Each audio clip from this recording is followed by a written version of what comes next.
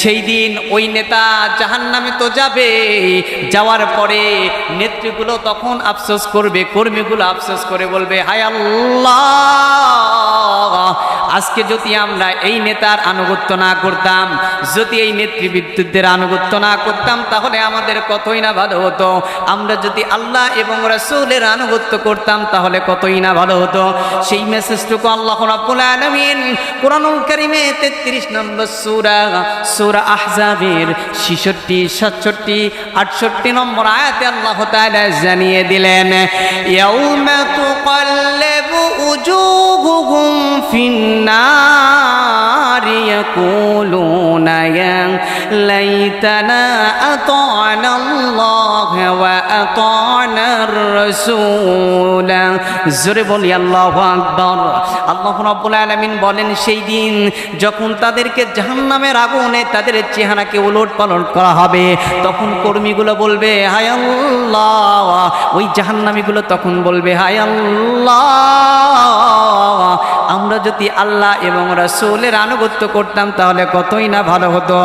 শুধু তাই নয়, যেই সমস্ত নেতার কর্মীগুলো ছিল, কর্মীগুলো তখন আফসোস করবে আর বলবে, যেই নেতার পিছনে আজ কর্মীগুলো আপনি দৌড়াচ্ছেন, দুনিয়ার ক্ষমতার পিছনে পাগল হচ্ছেন, আল্লাহর দিকে ধাবিত না হয়ে সেই নেতার পিছনে দৌড়াচ্ছেন, যেই নেতা ইসলাম বিদ্বেষী, যেই নেতা ইসলামের আইন মানে না, ইসলামকে সাপোর্ট করে না, সেই নেতার পিছনে আপনি দৌড়াচ্ছেন। আমাদের বাংলার জমিনে আছে না নাই?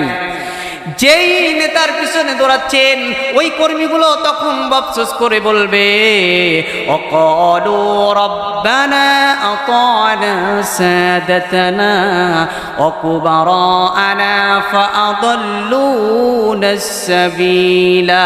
জোরে বলি আল্লাহু আকবার।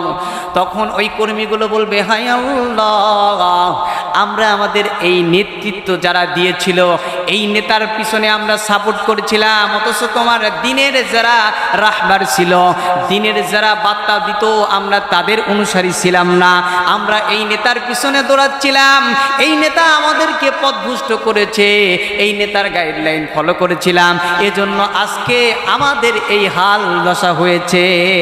আফসোস করে আর ওই কর্মীগুলো তখন বলবে, শুধু তাই নয়, আজকে আপনি নেতা হয়েছেন, আপনার কর্মীও সেই দিন আপনার নামে মামলা করবে, যদি আপনি ইসলাম বিদ্বেষী স্থানে অবস্থান করে নেতৃত্ব দেন।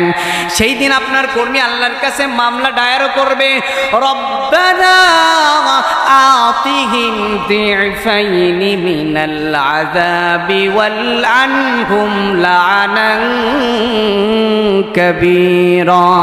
জোরে বলি আল্লাহু আকবার।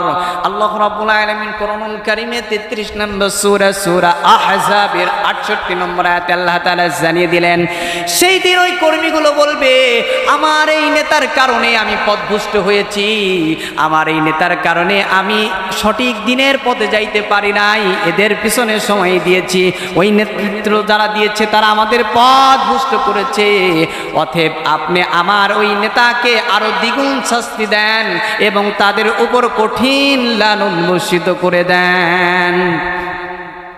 সম্মানিত বন্ধুগণ, এইখান থেকে বুঝতে হবে, আজকে আপনি নেতৃত্ব দিচ্ছেন, নেতার চেয়ার নিয়ে বসেছেন, আপনার নেতৃত্ব যদি ইসলাম বিদ্বেষী হয়, আপনার কর্মীও আপনাকে ছাড় দিবে না, আপনার কর্মীও আপনার নামে মামলা দায়ের করবে।